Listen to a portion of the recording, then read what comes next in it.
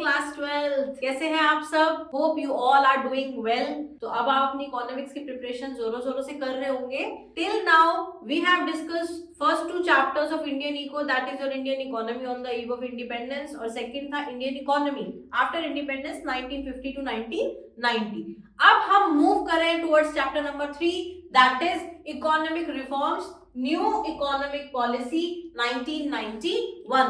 कि 1990 तक आपने जो भी चीजें देखी कि किस तरीके से हमने बिफोर इंडिपेंडेंस और at the eve of independence जो हमने प्रॉब्लम्स फेस की थी, एक्सप्लॉयटेशन की, बैकवर्डनेस की, स्टैग्नेंट इकोनॉमी की, उससे हमने थोड़ा सा चेंज किया, हम मूव हुए 50 टू 90 में। हमने काफी कुछ अचीव भी किया, बट कुछ ऐसी पॉलिसीज थी जिनकी कुछ शॉर्ट कमिंग्स थी, उसकी वजह से हम ग्रो नहीं कर पाए थे। तो it's time to bring change in the economy. तो 1990 के बाद एक न्यू इकोनॉमिक पॉलिसी इंट्रोड्यूस की गई थी 1991 में, जिसकी हेल्प से हम अपनी इकोनॉमी में कुछ रिफॉर्म्स लेकर के आए थे, कुछ चेंजेस लेकर के आए थे, ताकि हम अपनी स्टैग्नेंट इकोनॉमी को वाइब्रेंट इकोनॉमी बना सकें। जो हम हर चैप्टर में डिस्कस करते हैं कि पीछे कुछ प्रॉब्लम्स थी, हम स्टैग्नेंट थे और अब हम उसे वाइब्रेंट बनाने की कोशिश कर रहे हैं, उसे एक्टिव बनाने की कोशिश। ठीक है, तो अगर हम न्यू इकोनॉमिक पॉलिसी की बात करते हैं, इसकी क्या कॉजेस थे, क्या जरूरत थी, क्या रीजंस थे इस न्यू इकोनॉमिक पॉलिसी के हमारी इकोनॉमिक कंडीशन के according. So let us discuss these points one by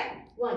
first point is declining foreign exchange reserves. हमने अपनी इंडियन जो डोमेस्टिक इंडस्ट्रीज थी उन्हें प्रोटेक्ट करने के लिए बहुत सारे ऐसे इनिशिएटिव्स लिए थे कि हम इंपोर्ट सब्स्टिट्यूट कर देंगे, हम अदर कंट्रीज पे डिपेंडेंट नहीं रहेंगे। बहुत सारी ऐसी हमने पॉलिसीज के बारे में डिस्कस किया प्रीवियस चैप्टर में। तो उसकी वजह से हमारे फॉरेन एक्सचेंज रिजर्व्स डिक्लाइन हो गए थे, जो हमारे लिए अच्छा नहीं था। हमारा इन्फ्लेशन रेट, जब प्राइसेस राइज हो जाते किसी चीज की, वो बहुत राइज हो गया था। जो पब्लिक सेक्टर एंटरप्राइजेस हमारा रहा है, हमेशा पब्लिक सेक्टर एंटरप्राइजेस ने एक मेन रोल प्ले किया है, लीडिंग रोल प्ले किया है, और ये डोमिनेटिंग भी रहा है, क्योंकि इन्होंने प्राइवेट सेक्टर को कहीं ना कहीं कुछ फ्रीडम दी। बहुत सारी इंडस्ट्रीज ऐसे थी, स्मॉल स्केल इंडस्ट्रीज जैसे सेटअप हुई, बहुत सारे ऐसे प्रोग्राम स्टार्ट किए, बट द मेन जो रोल था, जो लीडिंग रोल था, जो पावर थी, वो किसके पास थी? पब्लिक सेक्टर के पास थी।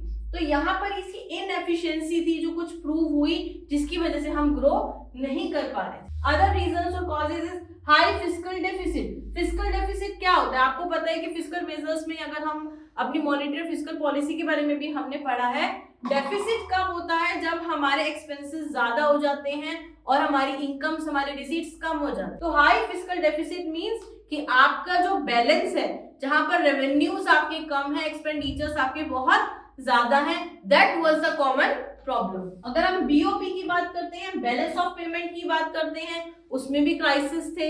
यहाँ पर भी अगर हम टोटल रेवेन्यूज और टोटल एक्सपेंडिचर्स की बात करते हैं, डिफरेंट नेचर के होते हैं, that we have discussed in macro also, तो वहां पर बैलेंस ऑफ पेमेंट क्राइसिस थे कि आपके एक्सपेंडिचर्स बहुत ओवर हो रहे थे, बीओपी का बैलेंस जो था वो नेगेटिव आ रहा था, दैट वाज द प्रॉब्लम। तो अब हमने इन सभी कॉजेस की वजह से न्यू इकोनॉमिक पॉलिसी को इंट्रोड्यूस किया। उसके क्या ऑब्जेक्टिव्स थे? First one, the objective to introduce new economic policy 1991 was stabilise the economy and control inflation. जो प्रॉब्लम्स हमारी पीछे रही हैं, हम जिसके लिए एनईपी को इंट्रोड्यूस किया था, उन्हें हमने ओवरकम करना है। हमें अपनी इकोनॉमी को स्टेबलाइज करना है, अपनी इन्फ्लेशन को कंट्रोल करना है। सेकंड, एफिशिएंसी को इंप्रूव करना है, प्रोडक्टिविटी को इंप्रूव करना है। चीजों को मैनेज करेंगे, उसका आउटपुट, उसका रिजल्ट सोच करके चलेंगे तो एफिशिएंट बनेंगे, प्रोडक्टिविटी अच्छी होगी। Open economy to foreign investment and trade. हमने देखा कि किस तरीके से हमारी जो पॉलिसीज थी, हमने इंपोर्ट सब्स्टिट्यूट किया, इनवर्ड लुकिंग ट्रेड स्ट्रेटजी को फॉलो किया, हमने फॉरेन एक्सचेंज रिजर्व्स को कहीं ना कहीं कम कर दिया। बहुत सारी पॉलिसीज ऐसी थी, हमने डोमेस्टिक इंडस्ट्रीज को प्रोटेक्ट करने के लिए अपना नुकसान कर लिया। तो यहाँ पर अगर हम ओपन इकोनॉमी रखते हैं, ग्लोबल इकोनॉमी बनाते हैं, तो हम फॉरेन इन्वेस्टमेंट को और इंप्रूव कर सकते हैं, इनवाइट कर सकते हैं, and reduce government intervention in the businesses. देखिए, गवर्नमेंट जो है उसका प्राइमरी फोकस क्या होता है? Social welfare, economic growth. तो यहाँ पर अगर हम अपनी इंडियन इकोनॉमी जो एक मिक्स्ड इकोनॉमी है उसकी बात करें, तो public and private sector they should go hand in hand, कि दोनों साथ साथ वर्क करें। बट यहाँ तक अगर हम बात करें तो Indian economy was dominated by public sector, क्योंकि जो लीड रोल था, सारी डिसीजन मेकिंग पावर थी, वो तब भी किसके हाथ में थी? पब्लिक सेक्टर के पास, प्राइवेट सेक्टर को इतनी इंडिपेंडेंस नहीं थी। तो इस वजह से हमने एनईपी में कुछ ऐसी पॉलिसीज इंट्रोड्यूस की, कुछ ऐसे रिफॉर्म्स आए जिसकी वजह से हमने प्राइवेट सेक्टर को थोड़ा सा बूस्ट किया, जिसकी हेल्प से हम अपनी इकोनॉमी ग्रो कर पाए, हम अपना जीडीपी इंक्रीज कर पाए। ठीक है, तो अगर हम एनईपी के की फीचर्स की बात करते हैं कि न्यू इकोनॉमिक पॉलिसी के की फीचर्स क्या थे, तो इसके की फीचर्स क्या थे? लिबरलाइजेशन, प्राइवेटाइजेशन एंड ग्लोबलाइजेशन, जिन्हें हम एलपीजी भी कहते हैं। हम क्या कहते हैं इसे? अपनी LPG policy, liberalisation, privatisation and globalisation. Liberal means free, तो यहाँ पर लिबरलाइजेशन में हमने गवर्नमेंट का कंट्रोल कम किया और अपने एंटरप्राइजेस को फ्री किया।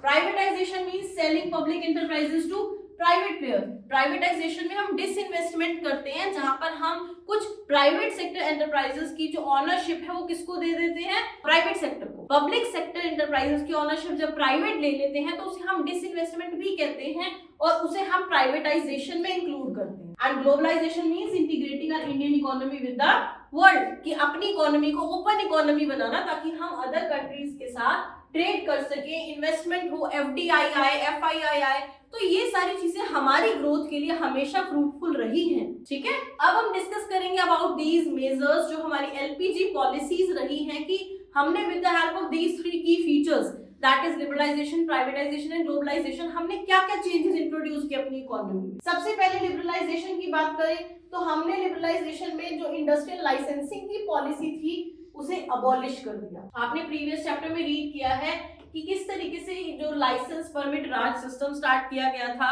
हमारे यहाँ पर जितने भी प्राइवेट एंटरप्राइजेस थे, उन्हें अगर अपने बिजनेस ओपन करना होता था या उसे एक्सपैंड करना होता था तो उसके लिए लाइसेंस की जरूरत होती थी। That system was dominated by big enterprises, जिनके पास ज्यादा पैसे थे। तो जो स्मॉल लेवल पे वर्क कर रहे थे वो ग्रो नहीं कर पा रहे थे। इस सिस्टम में कहीं ना कहीं हमारी जो ग्रोथ थी वो रुक रही थी, तो उस इंडस्ट्रियल लाइसेंसिंग को हमने अबॉलिश कर दिया, खत्म कर दिया। बैंकिंग सेक्टर डीरेगुलेशन, जो बैंकिंग सेक्टर था किस तरीके से वो वर्क करता था, अब वो सोल ऑनरशिप उसकी हमारी गवर्नमेंट के पास नहीं है। अब उसमें कुछ रेगुलेशंस आए हैं, कुछ चेंजेस आए हैं, उनकी जो एक्टिविटीज थी, जिस तरीके से वो ट्रांजैक्ट करते थे, जो लिमिट्स वो सेट करते थे, वो सब चीजों को चेंज कर दिया। Reduction in import tariffs and duties, कि अगर हमें कुछ रिसोर्स को यूज करना है, टेक्नोलॉजी चाहिए, हमें कुछ रॉ मटेरियल चाहिए, व्हाटएवर द रिक्वायरमेंट इज, जो हम खुद पूरी नहीं कर पा रहे हैं और अदर कंट्रीज के साथ अगर हम ट्रेड कर रहे हैं, तो हमें अपने टैरिफ्स को रिड्यूस करना चाहिए ताकि लोग ग्लोबली वर्क कर सके, ट्रेड कर सके। एनकरेजमेंट ऑफ एफडीआई,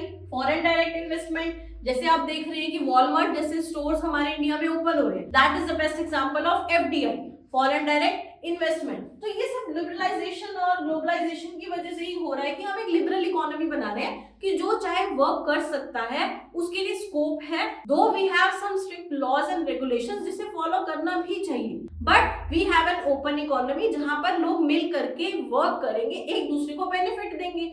एफडीआई होगा तो हमारे लिए क्या बेनिफिट है? हमें एम्प्लॉयमेंट मिलेगा, हमारे यहाँ पे लोगों को काम मिलेगा, लोगों का स्टैंडर्ड ऑफ लिविंग रेज होगा, उनकी नीड्स फुलफिल होंगी, तो that will give benefit to the home country as well as to our country also. ठीक है, नेक्स्ट हम बात करते हैं प्राइवेटाइजेशन मेजर्स की। अगर हम डिसइन्वेस्टमेंट की बात करें या फिर हम बात करें कि किस तरीके से पब्लिक सेक्टर एंटरप्राइजेस को हमने प्राइवेट सेक्टर को उसकी ऑनरशिप ट्रांसफर की है, तो उसमें हमें क्या हेल्प होगी? देखो, डिसइन्वेस्टमेंट होगी पब्लिक सेक्टर अंडरटेकिंग्स की, तो प्राइवेट को रोल मिलेगा, वो अपनी कहीं ना कहीं जो प्रॉफिट मेकिंग फोकस है, जो उनकी स्ट्रैटेजीज है, उस पर उन्होंने वर्क किया और बेनिफिशियल भी रहा। प्राइवेट सेक्टर का पार्टिसिपेशन एनकरेज हुआ with the help of privatisation.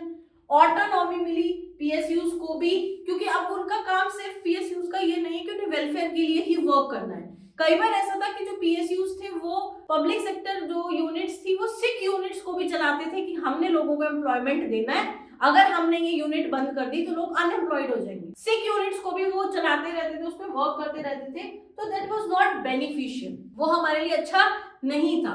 अब जो सारी रिस्पॉन्सिबिलिटीज पीएसयूज पे थी, अब जो हमारे प्राइवेट एंटरप्राइजेस फॉर्म हो गए थे, उसकी हेल्प से हम अपना जो रोल है वो शेयर कर पा रहे हैं और दोनों मिल करके इकोनॉमी की ग्रोथ और डेवलपमेंट में इंपॉर्टेंट रोल प्ले कर रहे हैं। ठीक है, next is globalisation. Globalisation that means integrating our economy with the world economy. हमने इंटीग्रेट किया, अपनी इकोनॉमी को ओपन इकोनॉमी बनाया। कैसे? हमने ट्रेड बैरियर्स को है वो कम कर दिया। जैसे अगर हम रॉ मटेरियल इंपोर्ट करा रहे हैं या फिनिश गुड्स एक्सपोर्ट कर रहे हैं, हम ट्रेड कर रहे हैं अदर कंट्रीज के साथ, तो जो टैरिफ्स हैं, जो टैक्सेस वगैरह लगाए जाते हैं, जो ड्यूटीज इंपोज की जाती हैं, उन्हें रिड्यूस किया गया। Encouragement of foreign companies in India, foreign companies को हमने इंडिया में एनकरेज किया कि किस तरीके से फॉरेन कंपनीज हमारे इंडिया में आकर के वर्क कर सकती है। हमने जैसे अभी एफडीआई की या एफआईआई जो इंस्टीट्यूशनल इन्वेस्टमेंट होती है, जैसे फॉरेनर्स हमारी इकोनॉमी में आते हैं, हमारे यहाँ पे शेयर, स्टॉक, बॉन्ड्स ऐसी चीजें परचेज करते हैं जिनकी मॉनेटरी वैल्यू है,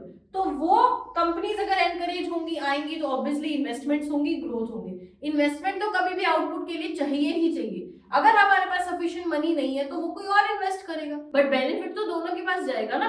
India join WTO in 1995। WTO that is world trade organisation. जिस तरीके से हमारी जो फाइनेंशियल इंस्टीट्यूशंस है वो हमें हेल्प करते हैं, तो WTO एक ऐसा फाइनेंशियल इंस्टीट्यूशन, एक ट्रेड ऑर्गेनाइजेशन है जो डिफरेंट कंट्रीज जो उसके मेंबर है उन्हें हेल्प करते हैं। तो इंडिया ने 1995 में उसे भी ज्वाइन किया, जिसकी हेल्प से वो अपनी नीड्स को पूरा कर पाए, वो अपनी ट्रेड को इंक्रीज कर पाए, एनहांस कर पाए। Okay, previously we have discuss कि हमारी क्या फीचर्स रहे हैं एनईबी के, क्यों हमें जरूरत थी, क्या क्या हमने उसमें अचीव किया, क्या क्या हमने उसके अंदर अचीव, तो इम्पैक्ट को भी हम डिस्कस करेंगे, क्या क्या हमने मेजर्स लिए, इनिशिएटिव्स क्या क्या लिए टू ब्रिंग द चेंज। अब हम बात करते हैं कि हमने क्या क्या जो हमारी न्यू इकोनॉमिक पॉलिसी है एनईपी 1991, उसका क्या इम्पैक्ट रहा है हमारी इकोनॉमी पे। Increase the GDP growth, rise in FDI, as I told you foreign direct investment बढ़ रही है ग्लोबल होने की वजह से, ये होगी, इन्वेस्टमेंट होगी, एम्प्लॉयमेंट होगा तो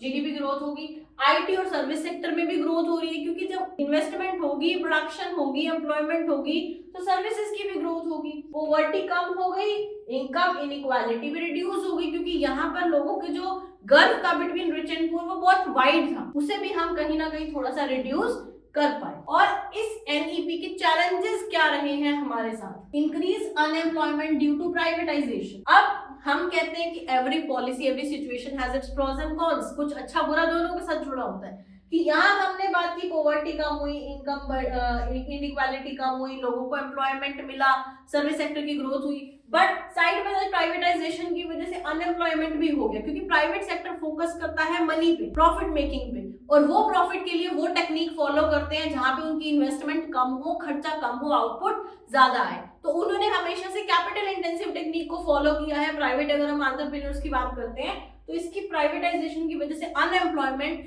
क्योंकि लेबर को काम कम मिला तो अनएम्प्लॉयमेंट और ज्यादा बढ़ गया। डिपेंडेंस ऑन फॉरेन इन्वेस्टमेंट, क्योंकि खुद के पास पैसे नहीं है, एफडीआई हुआ तो हमारी डिपेंडेंसी उनके ऊपर बढ़ गई। एनवायरमेंटल कंसर्न्स, कहीं ना कहीं हमारा एनवायरमेंट भी अफेक्ट हुआ है जब हमने अपने रॉ मटेरियल्स के लिए अपने रिसोर्सेज को, नेचुरल रिसोर्सेज को बहुत ज्यादा एक्सट्रैक्ट किया। राइजिंग इकोनॉमिक डिस्पैरिटी, मतलब इम्बैलेंसेस जो है वो कई चीजों में, हम अगर रीजनल इम्बैलेंसेस की बात करें तो वो भी कहीं ना कहीं काफी राइज हुए। तो at the end if we will conclude this chapter, तो NEP 1991 transform the Indian economy, transform किया है हमारी इकोनॉमी को, ग्लोबल मार्केट के साथ इंटीग्रेट किया, जोड़ा, हमारे पॉजिटिव इम्पैक्ट्स रहे हैं, but still we have some challenges जो उस टाइम पे भी हमने फेस किए थे, we had at that time. और आज भी ऐसा नहीं है कि हमारे पास कोई चैलेंज नहीं है, हमने पूरी तरीके से ग्रोथ अटेन कर रहे हैं, हम फुली डेवलप हो गए हैं। देखिए, हमेशा फुल लेवल पे तो कोई वर्क नहीं कर सकता। एक इंडिविजुअल कितनी भी पढ़ाई कर ले, कितना भी ग्रो कर ले, उसका एक फुल लेवल कभी भी अचीव नहीं होता। Always there is some scope of improvement, वो सबके साथ है, and that too with the Indian economy also. So this was all about Indian economy, its reforms in 1991. Hope you like it. If yes, go follow.